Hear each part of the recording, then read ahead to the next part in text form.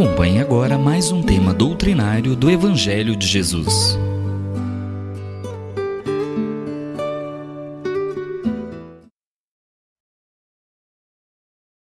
Vamos falar hoje sobre esse tema, do homem de bem, dos bons espíritas, que Kardec coloca lá no Evangelho segundo o Espiritismo, no capítulo 17, intitulado Sede Perfeitos. Esse é um dos capítulos mais interessantes, assim, um dos que eu gosto muito no Evangelho segundo o Espiritismo. Claro, toda a codificação, todos os temas são muito importantes, mas alguns falam mais aos nossos corações. E esse tema da perfeição, ele parece que encerra mesmo um tema central das nossas vidas. E não é diferente de pensarmos que logo no início do capítulo, Kardec seleciona um trecho do Evangelho de Jesus, uma fala do próprio Cristo, quando ele mesmo nos convida ou nos convoca a sermos perfeitos. Jesus diz: sede perfeitos, como perfeito é o vosso Pai. E pode parecer muito difícil para todos nós falarmos de perfeição. A gente é bem consciente sobre as nossas imperfeições, sobre as nossas limitações, sobre o quanto ainda temos que aprender, Estamos na Terra para isso, para evoluir, para nos desenvolver, e a perfeição parece mesmo uma coisa bastante distante de nós. E aí a gente pode até se pegar pensando, será que isso é mesmo possível? Será que isso é mesmo viável? Que a gente chegue um dia a sermos perfeitos, como Jesus está nos convocando? Mas ele é o nosso mestre, e ele não fala em vão. E se ele nos convoca à perfeição, esse parece ser realmente um caminho importante e necessário para a gente ter em vista das nossas vidas. E aqui eu gosto também de fazer uma relação já com o Livro dos Espíritos, na questão 132, que é uma questão que eu acabo usando bastante, sempre que a gente vai falar de encarnação, quando a gente trabalha, o tema educação e coisas desse tipo, a gente sempre vai pensar no espírito que retorna ao mundo, a uma nova encarnação, e lá na questão 132, Kardec pergunta para os espíritos qual é o objetivo da encarnação, o objetivo de estarmos aqui na Terra encarnados, o objetivo, talvez a gente possa resumir assim, da própria vida, E a resposta dos espíritos, ela é em sintonia direta com isso que a gente vem falando, porque os espíritos respondem que o objetivo da encarnação é chegarmos à perfeição, de maneira bastante reduzida, simplificada, A resposta deles, eles vão falar que é isso.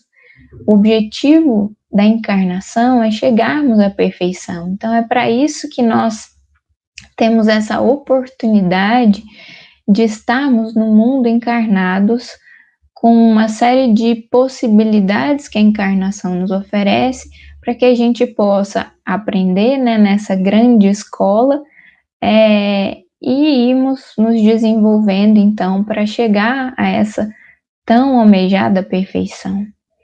Mas aí, o que representa efetivamente perfeição, Como a gente falava, perfeição parece um conceito, às vezes, tão distante, porque a gente sabe das nossas limitações, como é possível traduzir nas nossas vidas essa caminhada, essa jornada para que a gente possa chegar a esse patamar de perfeição. O que isso representa nas nossas vidas, nas nossas ações?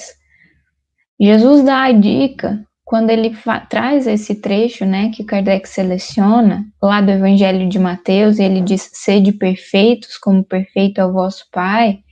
Ele traz essa fala logo depois de um outro conceito que ele apresenta, que é um conceito de amor. Jesus está falando do amar aos inimigos, perdoar aqueles que nos ofendem. Enfim, Jesus vem falando sobre isso e conclui esse pensamento com sede perfeitos. E aí, então, a gente já pode fazer essa relação direta da perfeição com um caminho de amor. E é claro, Jesus, quando resumiu a sua doutrina e os seus ensinamentos, quando ele é perguntado, né, sobre isso, ele resume todos os seus ensinamentos em 2 mandamentos: amar a Deus sobre todas as coisas e amar ao próximo como a si mesmo. Então, dois ensinamentos de amor. Então, a primeira coisa que a gente vai atrelar à perfeição é, claro, um caminho de amor. Amor a Deus e amor aos nossos semelhantes. O amor a Deus é talvez um pouco mais abstrato para nós, mas ele encerra uma série de coisas, né? Amar a Deus não é simplesmente uma contemplação, um amor unilateral de um ser que a gente talvez nem consiga compreender muito bem hoje. Amar a Deus é profundo demais e ele implica uma série de ações concretas na nossa vida quando a gente ama esse Pai, uma série de transformações no nosso íntimo. Mas o amar ao próximo, ele é um pouco mais palpável, porque o próximo está ali junto com a gente, alguém que a gente convive, né? É palpável, é concreto. Então, talvez seja um pouco mais simples da gente compreender num primeiro momento. Amar ao próximo como a nós mesmos, e tem até um comparativo que é bem direto, porque a gente tem uma base de comparação, né? O amor que eu tenho para mim, eu devo ter também para com os meus irmãos. Jesus faz esse resumo trazendo esses 2 ensinamentos de amor da primeira revelação. Eles não são, digamos, novidade para aquele povo que já tinha recebido com Moisés a primeira revelação e já tinha recebido do alto, então, orientações da vida espiritual, né? Orientações divinas que orientavam o povo e a todos nós nessa jornada, né? Nessa vida que é espiritual, né? Que já apresentavam, então, direcionamentos nesse sentido. A primeira revelação já encerrava esses 2 mandamentos. Jesus, ele pega, então, esses 2 conceitos, mostrando também que não vinha romper com aquilo que o povo já tinha recebido anteriormente, né? Mas ele vinha completar, digamos assim, né? Dar continuidade ou aprofundar os ensinamentos para que as coisas pudessem ficar mais claras, para que a gente entendesse um pouco melhor quem realmente é Deus, esse Pai amoroso, e esses ensinamentos que nos orientam na jornada da vida para que a gente possa realmente se desenvolver e sermos herdeiros desse reino de Deus, a qual Jesus vem nos apresentar. Mas além desses 2 ensinamentos de amor, que já são um grande resumo, e o tema central do Evangelho do Cristo, o tema central desse caminho de perfeição e do homem de bem, como a gente vai ver, Jesus ainda faz outros chamados de amor ao longo do Evangelho, em outros momentos, chamados esse agora um pouco diferentes daqueles que a gente já conhecia lá da primeira revelação: amar a Deus, amar ao próximo. A gente já sabe o quanto o amor é necessário, o quanto a gente precisa amar os nossos semelhantes, mas Jesus choca, digamos assim, um pouco, quando ele apresenta nessa passagem do Sede Perfeitos o amar aos inimigos, por exemplo. Jesus diz que a gente precisa aprender a amar também aqueles que não nos querem bem, aqueles que algumas vezes nos perseguem e nos caluniam, né? A gente é convidado por Jesus a fazer o bem àqueles que nos odeiam, ele diz, né? Ou que não gostam de nós. E aqui tem um choque, talvez social, até hoje, às vezes as pessoas vão ter dificuldade de compreender isso, como é que eu vou ser capaz de amar aquele que não me quer bem, né? E esse é o grande convite de sacrifício pessoal, porque esse orgulho que muitas vezes a gente traz, né, quando na relação com pessoas que não nos querem muito bem, a gente pode carregar um certo orgulho de não conseguir olhar aquele outro irmão como o irmão que é. Então, já começa a aprofundar um pouquinho mais esse conceito de amor. E Jesus traz ainda um outro comparativo, né, um outro convite de amor, que para mim é dos mais difíceis, eu acho, o mais profundo deles, que é quando ele diz para nós que a gente precisa, falando, né, para os discípulos, que a gente precisa aprender a amar-nos uns aos outros, tal como ele nos amou. E é comparar o amor que a gente precisa desenvolver em nós ao amor que o próprio Cristo sente por cada um de nós. Será que a gente consegue mensurar? Será que a gente consegue compreender qual é o tamanho desse amor? Muitas vezes a gente pode buscar no mundo exemplos de amor, né, que sejam para nós uma certa orientação, mas sem dúvida nenhuma, o maior amor que a Terra já viu foi o amor do Cristo por cada um de nós, quando ele aqui esteve encarnado conosco. Então, esse sendo o maior amor que a gente já viu, é também o maior desafio que a gente tem desse amor palpável, que a gente teve a oportunidade de facear aqui no mundo, o maior desafio e o maior convite para que a gente possa realmente trabalhar por chegar a desenvolver esse amor também em nós. Esse é o grande convite de Jesus. E aí, nós estamos começando a compreender que esse caminho para chegar então à perfeição é desenvolver realmente um amor genuíno, um amor profundo, como Jesus veio nos inspirar, nos ensinar. Se o amor dele por nós é o maior que a gente já viu, a gente também vai entender e perceber que Jesus é efetivamente esse modelo de perfeição. Lembrando também a questão 625 do Livro dos Espíritos, quando Kardec pergunta sobre efetivamente, né, quem seria esse modelo e guia que Deus nos oferece de perfeição, e os Espíritos respondem Jesus. Então, Jesus é para nós esse modelo de perfeição. E Jesus veio à Terra para ser para cada um de nós esse espelho.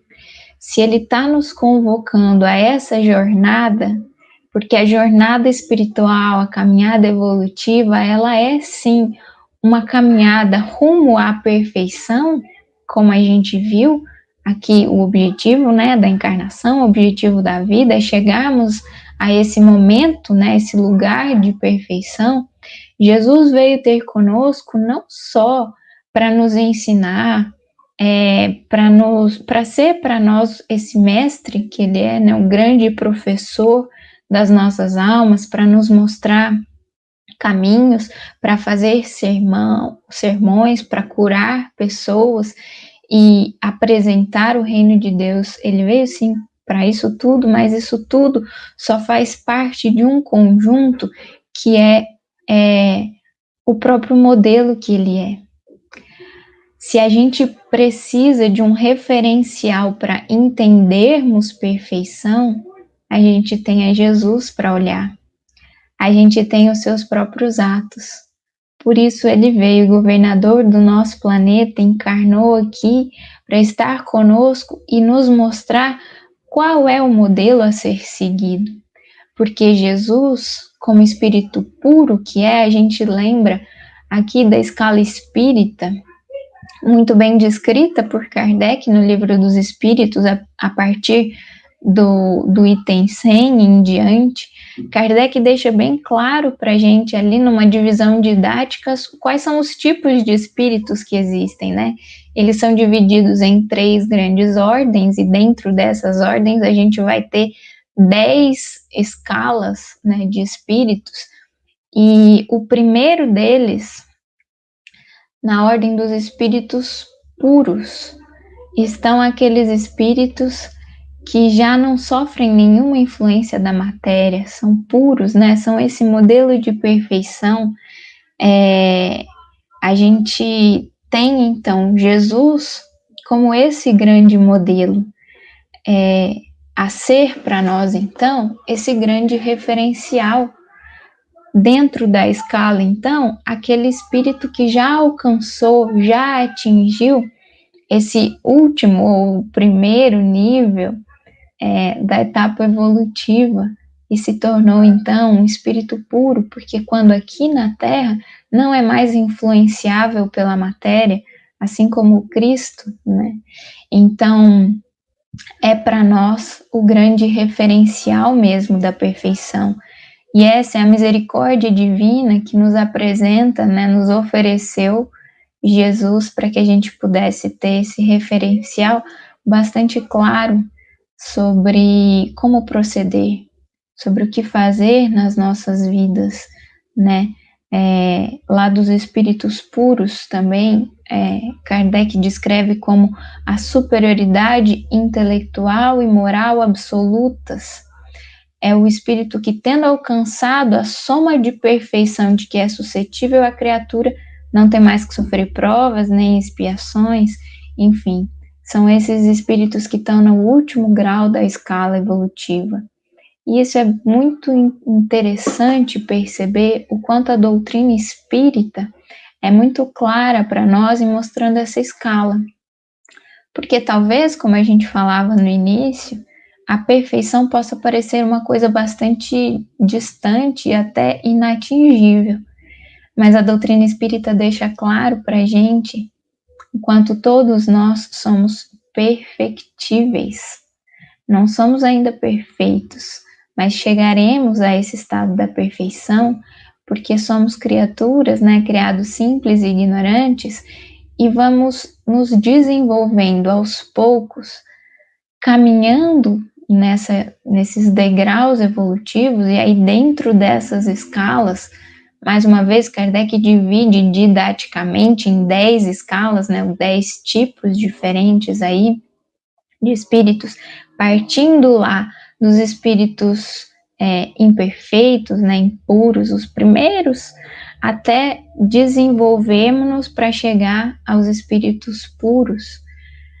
Nessa caminhada, a gente percebe que não existem saltos. Não é nessa encarnação que a gente vai se tornar perfeito.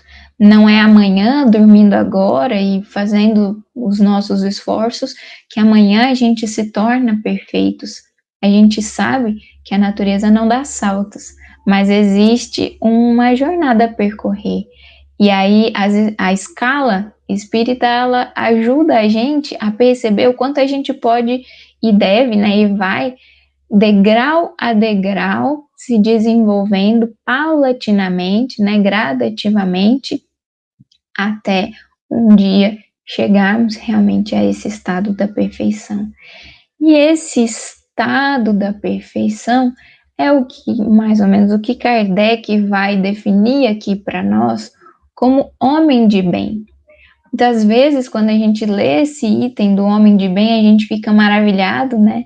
Porque Kardec é extremamente didático e descreve ponto a ponto uma série de características que o homem de bem deve ter, a gente acha lindo, e às vezes a gente até comenta, é só isso. como a dizer, o quanto é difícil, né? O quanto a gente já consegue ter consciência de que essa é uma jornada que a gente ainda está se esforçando para conseguir, né? Características que a gente já sabe que não tem ainda, e que vai demandar de nós esforço e dedicação.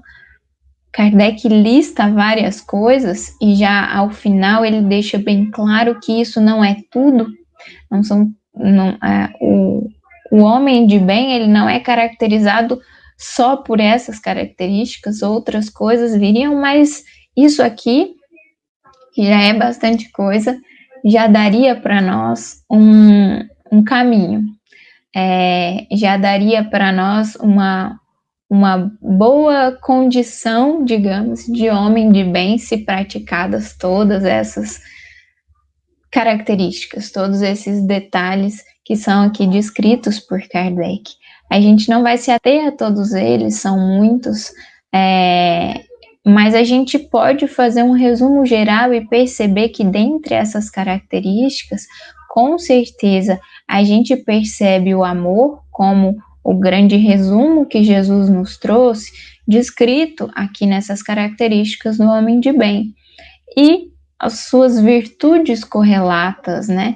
O amor, a caridade, a humildade, a fé, são extremamente presentes nessas características que o homem de bem tem ou precisa desenvolver para ser, né, chamado homem de bem.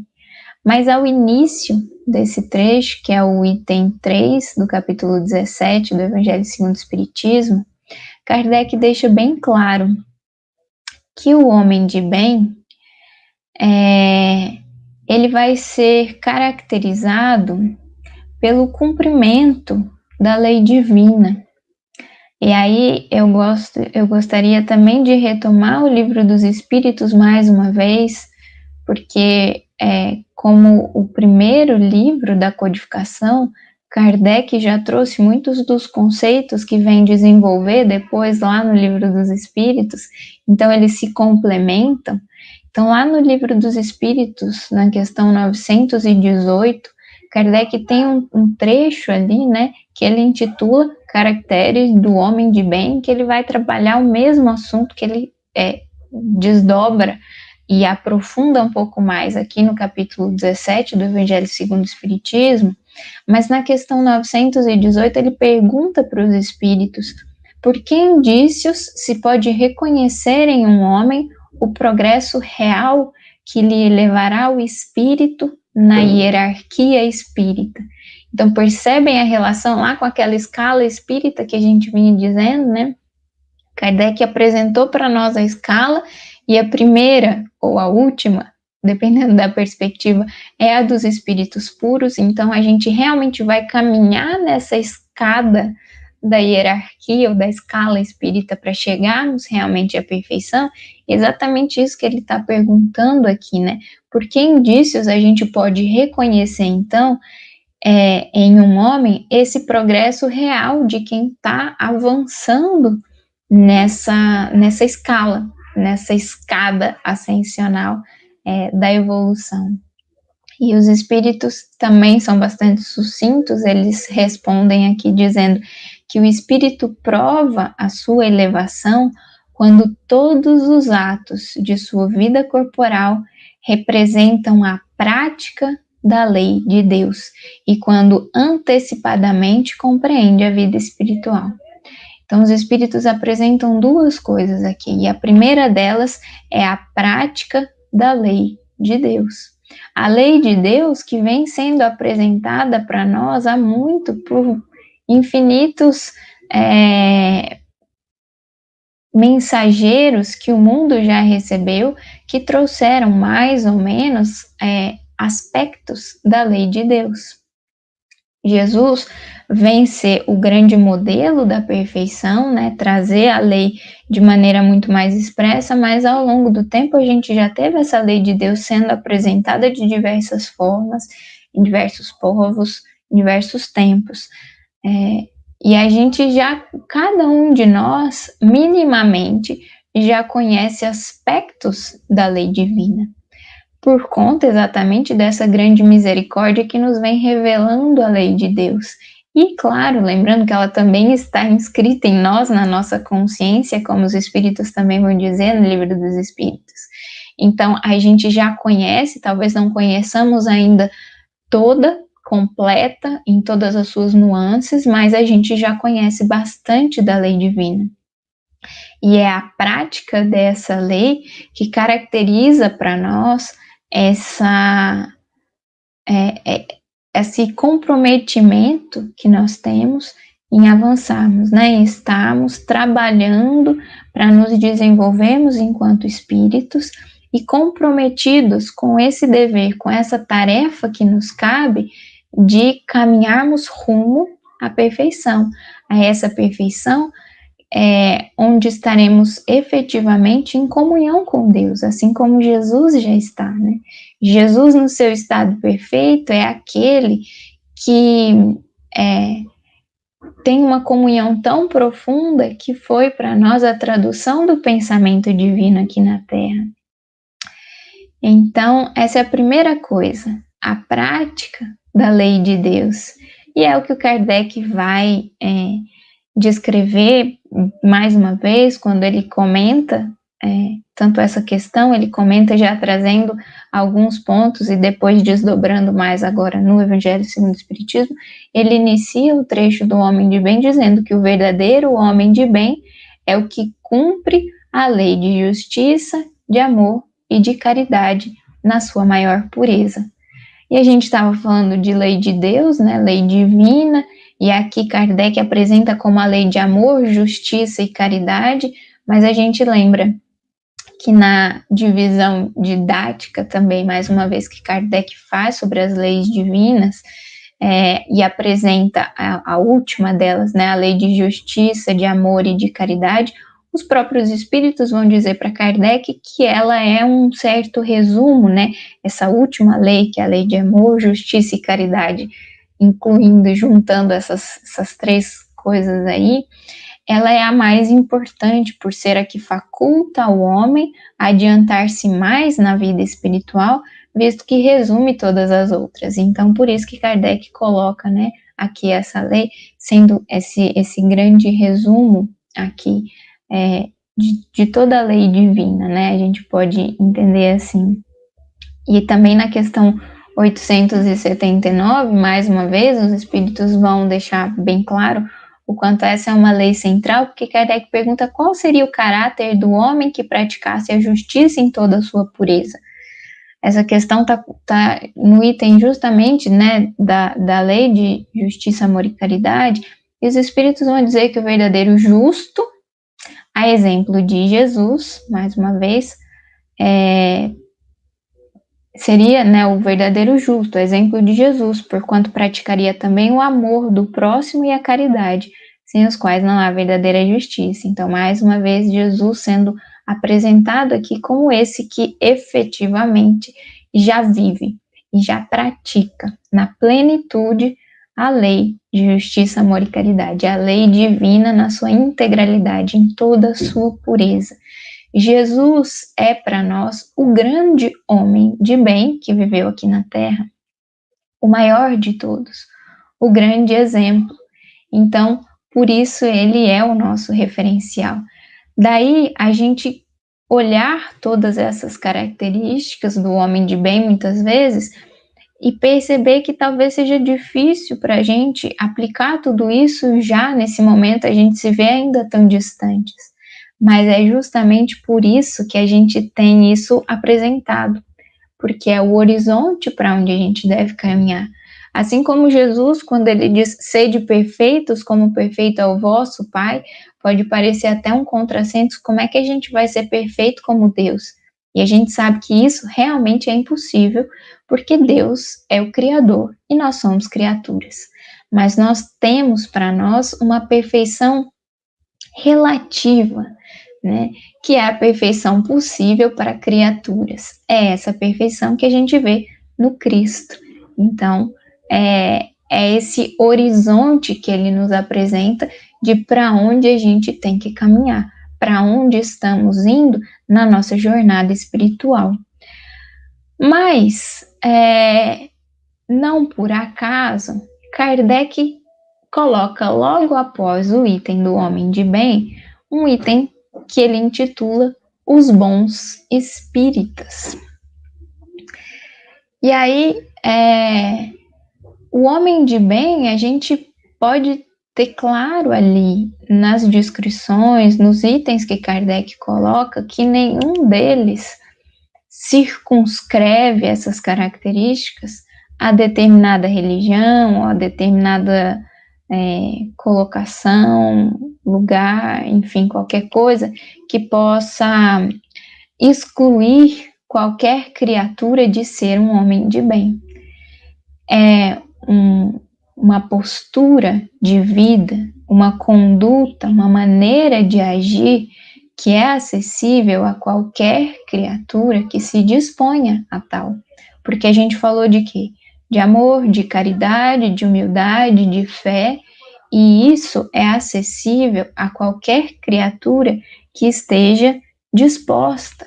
Não diz respeito só aos espíritas, né? Ser homem de bem é para todas as criaturas. Nós espíritas somos também convocados a sermos homens de bem e mulheres de bem, né? Homens no sentido da humanidade. Nós somos convocados a estarmos, a chegarmos, né? A caminharmos para essa perfeição, para incorporarmos na nossa vida, no nosso dia a dia, nas nossas ações, o bem e o amor que Jesus nos ensinou. Mas não diz respeito só a nós espíritas ou cristãos ou qualquer coisa, diz respeito a todas as criaturas. É um caminho ascensional, né? É um caminho para todas as criaturas, para todos os espíritos criados por Deus, que somos todos nós. Então, é uma caminhada para todo mundo. Mas o conhecimento espírita que nós recebemos como uma dádiva, como uma bênção, uma grande misericórdia do alto, a mais uma vez enviar uma nova revelação para nós, uma revelação dessa vez ainda mais clara, é essa grande oportunidade que a gente tem de perceber um pouco melhor esses caminhos, essa lei divina, compreender mais profundamente o que é efetivamente a lei divina, a que ela nos convoca e como é que funciona essa grande orquestra da vida que a criação nos proporciona. Isso é que a doutrina espírita faz conosco, né? Talvez a gente não pode cair na ilusão de acreditar que isso tudo é um grande privilégio para nós, no sentido de que temos conhecimentos que nos tornem diferentes ou melhores do que os nossos irmãos, mas antes eles nos auxiliam, nós espíritos que estamos aí encaminhados e precisamos ainda de mais clareza. A doutrina espírita eu gosto de enxergar assim, nós, né, espíritas, talvez mais necessitados do que os nossos irmãos, precisamos aí de um conhecimento ainda mais claro, né, para Deus apresentar para a gente, falar, meu filho, tá aqui, tá, mais claro que isso é impossível, então aproveitem a oportunidade, aproveitem o conhecimento, aproveitem tudo isso que está sendo depositado nas mãos de vocês para realmente fazer diferente, né? Então, quando Kardec vai colocar aqui o item dos bons espíritas, ele vai deixar também bem claro para nós o quanto que o espiritismo, o conhecimento da doutrina espírita, ele é um caminho, uma chave que nos ajuda, que nos auxilia a chegarmos a sermos efetivamente homens de bem. E aí, logo no início, ele diz: bem compreendido, mas sobretudo bem sentido, o espiritismo leva aos resultados acima expostos, ou seja, do homem de bem, que caracterizam o verdadeiro espírita como o cristão verdadeiro, pois que um é o mesmo que o outro. Então, se a gente retomar só mais um pouquinho, voltando aqui, a questão 918, lá do Livro dos Espíritos, que eu li anteriormente, por que indícios se pode reconhecer em um homem o progresso real que lhe elevará o espírito na hierarquia espírita? A gente tinha destacado, eram duas coisas, né? A primeira, a prática da lei de Deus, que é realmente traduzir, então, todo o conhecimento, o aspecto da lei divina que a gente já conhece, que a gente já consegue compreender em prática nas nossas vidas, em realmente efetivar isso na transformação dos nossos atos, na nossa conduta divina. Mas tinha uma outra coisa que a gente ainda não falou. Ele diz, quando antecipadamente compreende a vida espiritual. Por que isso? Será que compreender a vida espiritual é realmente um indício aí de que estamos caminhando na jornada evolutiva, de que já estamos avançando? E aí, por quê, né? Porque a vida espiritual é a nossa verdadeira vida. Se a gente compreende efetivamente quem nós somos enquanto espíritos, a nossa visão e a nossa ação aqui no mundo vai ser muito diferente, porque ela não vai estar mais circunscrita só às coisas materiais, só às buscas do mundo, mas efetivamente a gente vai poder trabalhar pelas conquistas do espírito, que são as que permanecem. Então, essa compreensão da vida espiritual que é uma chavinha aí que a doutrina espírita nos auxilia muito a ter, para que a gente tenha essa consciência e possa aproveitar melhor a oportunidade da encarnação. Mas ali, fazendo sempre o paralelo, né, entre o Livro dos Espíritos e o Evangelho segundo o Espiritismo, o Kardec traz um itemzinho a mais aqui, que é também extremamente importante para a gente perceber o que é essa compreensão. Porque ele diz, bem compreendido, mas sobretudo bem sentido, o Espiritismo vai nos auxiliar nesse processo. Por quê? Não basta que a gente conheça a vida espiritual, não basta que a gente saiba que é assim. Se a gente efetivamente não sentir, se a gente efetivamente não tiver trazido esses ensinamentos para o nosso coração, a gente pouco faz com essas informações, porque a gente não vai ser impelido a essa transformação que o conhecimento da doutrina espírita nos apresenta, nos impulsiona, né? Compreender, conhecer é uma parte do processo, mas quando a gente traz para o sentimento, aí a gente ganha realmente forças, a gente passa a ter mais possibilidades de desenvolver realmente o amor, aquele amor que a gente tanto falava, que vai nos levar à perfeição. Então, são duas coisas que precisam caminhar juntas. E aí, Kardec também coloca uma coisa aqui que é extremamente importante a gente perceber, né? Que ser espírita e ser cristão é uma e a mesma coisa, porque a doutrina espírita está pautada, né, nos ensinamentos de Jesus. A gente tem Jesus como essa referência. Então, sermos espíritas e sermos cristãos, realmente, elas precisam ser entendidas como uma coisa só, porque essa é a referência das nossas vidas. Se a doutrina espírita vem trazer para nós uma série de conhecimentos que nos auxiliam na caminhada, eles nada mais fazem do que ajudar a gente a compreender Jesus melhor, compreender melhor os seus ensinamentos, compreender melhor a lei divina que ele já apresentava para nós lá há 2000 anos. E falávamos então dessa compreensão que precisa estar aliada ao sentimento, e é o que Kardec também deixa bastante claro aqui, na sequência, logo no início do item 4, os bons espíritas, quando ele diz que o espiritismo não institui nenhuma nova moral. E aqui Kardec está explicando essa questão, né, de sermos espíritas e sermos cristãos. Porque o espiritismo, mais uma vez, está pautado sob a moral do Cristo, sobre os seus ensinamentos. apenas facilita a doutrina espírita aos homens a inteligência e a prática da moral do Cristo, facultando fé inabalável e esclarecida aos que duvidam ou vacilam. Então, inteligência e prática, mais uma vez, a prática que era, né, uma das coisas ali que a gente precisa realmente traduzir todo o conhecimento, todos os ensinamentos em vivência prática nas nossas vidas do Espiritismo, né? E quando Kardec diz que ele facilita a inteligência, ele está apresentando aqui para nós um dos aspectos centrais, que é esse da racionalidade, né? A fé raciocinada, sob a qual também nasce a doutrina espírita, né?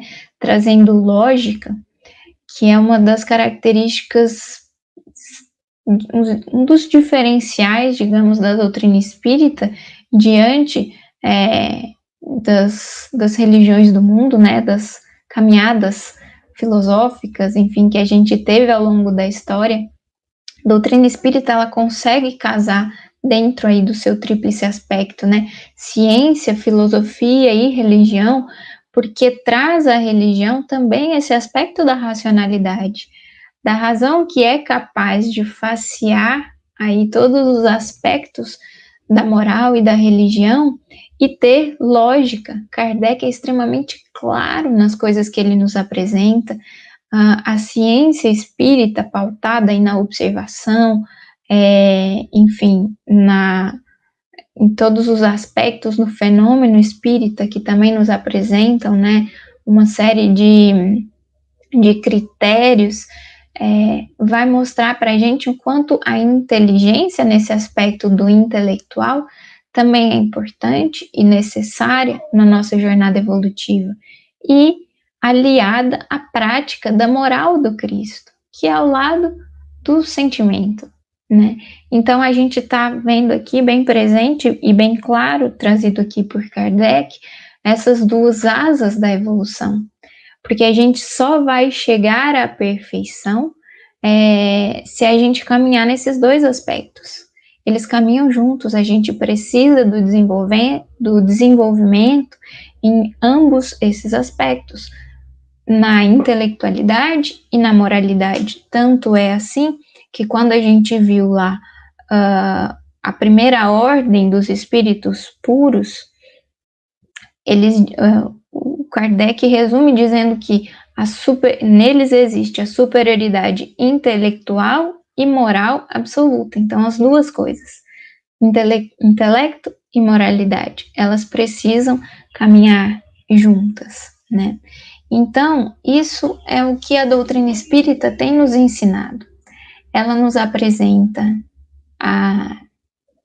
os seus ensinamentos, mais uma vez, com lógica, com critério, e nos dá oportunidade de estudarmos e de conhecermos a lei divina com o aspecto cognitivo, né, o intelectual, de uma maneira extremamente importante, que nos dá essa possibilidade de conhecermos, de avançarmos nesse aspecto que é o da intelectualidade.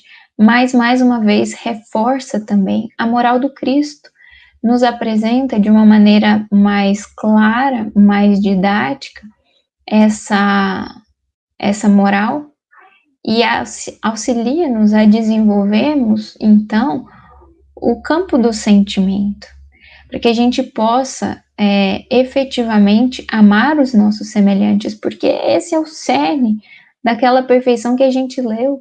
Se a gente não desenvolver o sentimento, né, não desenvolver o amor, a caridade para com os nossos semelhantes, se a gente não conseguir perceber no outro o nosso irmão, se a gente não aprender a renunciar a nós mesmos, a sacrificar o nosso próprio interesse pessoal para servir aos nossos irmãos, a gente não vai estar avançando nessa caminhada.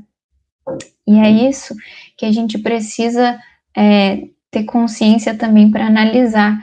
E aí, mais uma vez, se a gente retomar, né, no Homem de Bem, o Kardec também faz uma descrição interessante logo no início, que ele vai dizer que o homem de bem, ele se interroga, né, na consciência, ele pensa se ele fez bem, o que ele poderia ter feito melhor, se ele feriu alguém, se ele deixou de fazer o bem.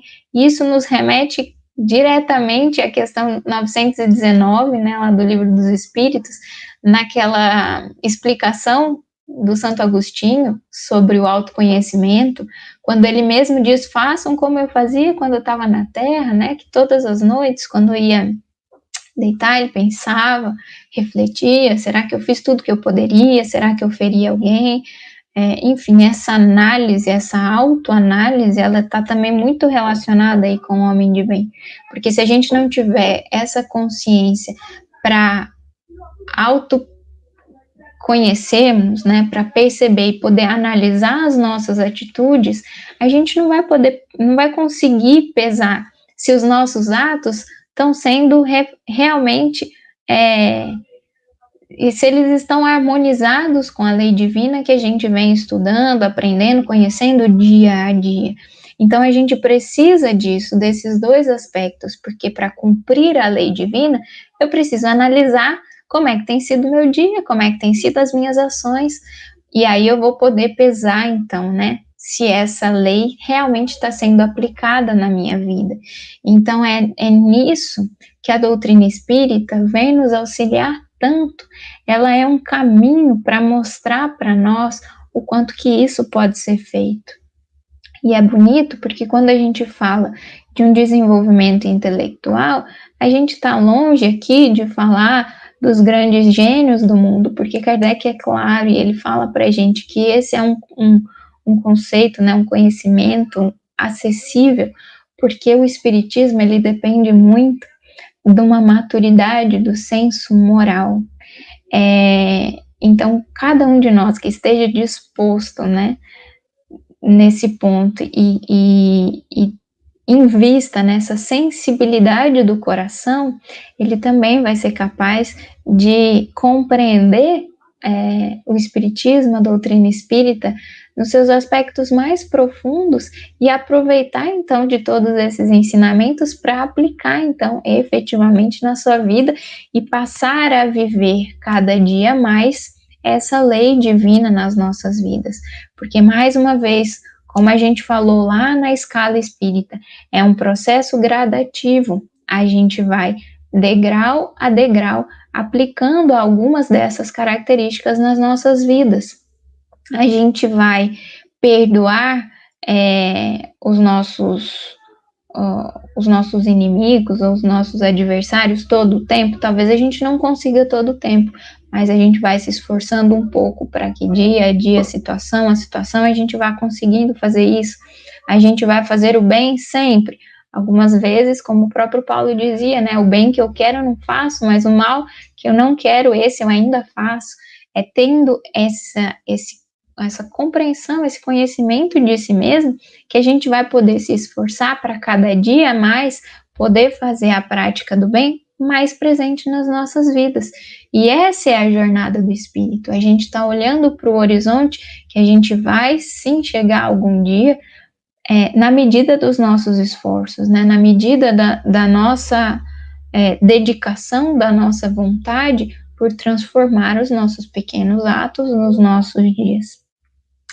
Mas como o resumo central do que Kardec traz para nós como bons espíritas é uma frase bastante conhecida por nós espíritas e bastante reproduzida também, quando ele diz que reconhece-se então o verdadeiro espírita, porque ele vai fazer aqui uma diferença, né? Existe o homem de bem, que a gente viu como realmente esse horizonte para nós, da perfeição. O homem de bem como o próprio Cristo, para cada um de nós, né? A gente pode olhar e perceber isso. E esse é o horizonte, é para onde a gente está caminhando. E aí depois existem os espíritas. Mas dentre os espíritas, Kardec diz que existem os espíritas imperfeitos e existe o verdadeiro espírita, que é aquele que não só compreendeu, mas sentiu o Espiritismo, né? Como ele começou falando ali no item. E o espírita imperfeito é aquele que tem o rótulo de espírita, mas que efetivamente não tem transformado esse espiritismo em transformação na sua vida, né? Então, Kardec traz esse fechamento, essa cereja do bolo, quando ele diz que reconhece-se, então, o verdadeiro espírita pela sua transformação moral e pelos esforços que emprega para domar suas más inclinações. E muitas vezes a gente vai se focar nessa segunda parte, os esforços que emprega para domar as suas más inclinações, porque a gente sabe das nossas limitações, a gente sabe que não somos ainda homens e mulheres de bem, a gente sabe que estamos ainda um pouco distantes de praticar efetivamente tudo aquilo ali que Kardec descreveu para a gente. Então a gente foca aqui no esforço, né? Se a gente está pelo menos se esforçando para chegar, né, nesse lugar, para aplicar essas coisas e para domar essas más inclinações, esse mal que eu ainda que eu não quero e eu ainda faço, então a gente já está se enquadrando aí como verdadeiro espírita. Mas tem um outro pontozinho importante que vem antes e que a gente não pode, não deve esquecer, porque o verdadeiro espírita, ele é reconhecido pela sua transformação moral. Isso não quer dizer que a gente já deva ser perfeito, que a gente já deva ser homens e mulheres de bem na sua integralidade, na pureza aqui de todas essas características que nos foram elencadas. Não é isso, mas é a transformação moral. A transformação, ela tem como referência o quê? Eu mesmo, ontem. Eu me transformo quando eu consigo olhar para trás e perceber que hoje, depois de conhecer a doutrina espírita por determinado tempo, eu já sou uma pessoa transformada. Um pouquinho que seja melhor do que aquela outra de ontem. E amanhã que eu possa ser ainda um pouco melhor do que eu tenho sido hoje. Isso é que caracteriza também o verdadeiro espírita. O esforço, ele vem junto para que a transformação possa se efetivar. O esforço, ele não pode ser paralisado no esforço em si, né? O esforço, ele tem um objetivo, que é a transformação. Então, quando eu me esforço, e se eu me esforço verdadeiramente, eu vou poder ver em mim essa transformação moral acontecendo. Se eu não estiver vendo uma transformação em mim, se eu não puder dizer que eu sou melhor a cada dia, por conta de tudo que eu já tenho conhecido, por conta da misericórdia infinita que a gente tem de ter esses conhecimentos em mãos, lamentemos, amigos, porque invariavelmente a gente vai se reconhecer nesses espíritas imperfeitos e não nos verdadeiros espíritas.